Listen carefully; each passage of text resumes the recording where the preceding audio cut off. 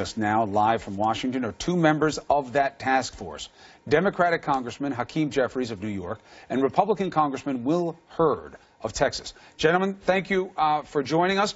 What is the aspiration here? What do you think you can achieve? Well, the of Alton Sterling, Philando Castile, and those 5 hero police officers in Dallas shocked the nation and once again put front and center the issue of the tense relationship between the police and the community. It's clear that we've got a national problem. It requires, Chris, a national solution, and times like this need leadership. The House is stepping up, Democrats, Republicans, people on different sides of the ideological divide, to try to find common ground to this problem and propose real concrete solutions in a dispassionate, evidence-based, intelligent fashion to try to prevent us as America from being in this situation again and again and again. Will, I hear what Hakeem Jeffries is saying, and we applaud the effort.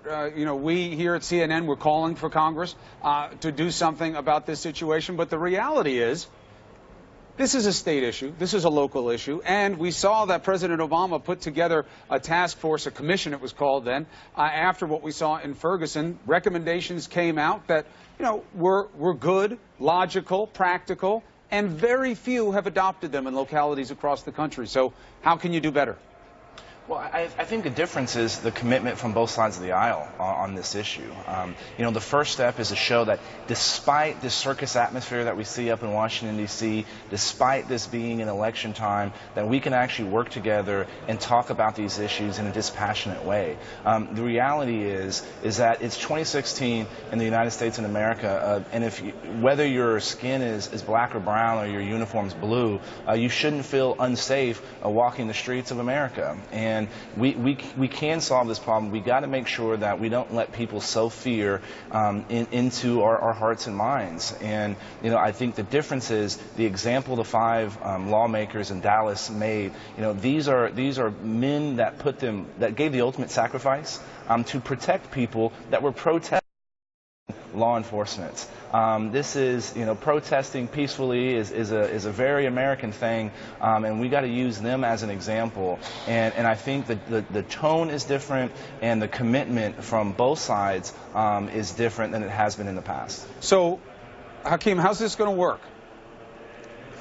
Well, the task force is going to be led by the chairman of the Judiciary Committee, Bob Goodlatte, on the Republican side, and John Conyers, who's the dean of the House of Representatives and the lead Democrat on the Judiciary Committee, on the Democratic side, with members from all across the country who have different perspectives, but who, as Will has indicated, have a commitment to talking about this problem in a manner that doesn't automatically lead to people retreating to either of their ideological corners, but is directed by a genuine good faith effort to try to find real solutions to this issue. I think we can start with areas where I think Democrats and Republicans already agree, such as the need to incentivize local police departments with financial assistance, perhaps to purchase body cameras. That's something that law enforcement and people on the Black Lives Matter side of things have embraced as something that could help bring accountability and a window into what actually happens on the streets from the perspective of both sides. And then to tackle some of these difficult questions that we're going to have to tackle. Because, Chris, this is a recurring problem. And if we're going to solve it, then this time has to be different. And I think the task force is an effort to make sure that this time is different. And this is one of those few situations, Will, where talk is not cheap. We need to have a conversation. These issues have to be not just felt, but spoken about in reason. Now, one of the practicalities that comes out of these, because unfortunately we've had a lot of examples of this problem over the last few years, or at least the perception of it, is that when you have excessive or a questionable use of force, okay, the question being that it might be excessive, an independent review board of those cases, so that it's not that local police, it's not that local prosecutor, that it's taken away from what people say they don't have confidence in, that seems to be something that gets a lot of traction but never actually happens because, again, it's state by state. Is that something that the federal could have any impact on? I think it's important to review all these cases and what were the preconditions that were there that existed before the activity happened. Are those preconditions existing in other places around the country? Is there a way we can get ahead of the problem by understanding and reviewing the previous activities? So yes, this is a no, but a Will, state I and mean local that issue. actual incident. I'm not saying like what the DOJ does right now is it has a very limited scope of what it can actually charge, right? So it goes in and it reviews what happened at the state level. But what they then ask for is, no, we don't want it after the fact. We want it in that present sense. We want this investigated initially by an independent body. What do you think of that idea, and could Congress motivate it? Well, I think that's already happening in St. Paul right now. It is an example of that.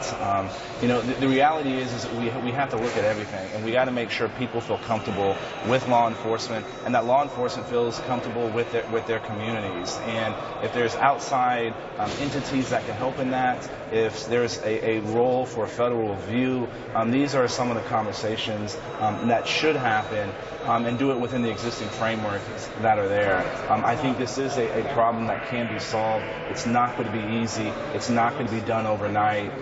This is about making sure that we're understanding the problems first and then articulating some of the solutions. Will Hurd, Hakeem Jeffries, thank you very much. Our pledge is you get the information to us. We'll get it out. We'll keep this conversation, especially in the interest of progress. Gentlemen, thank you.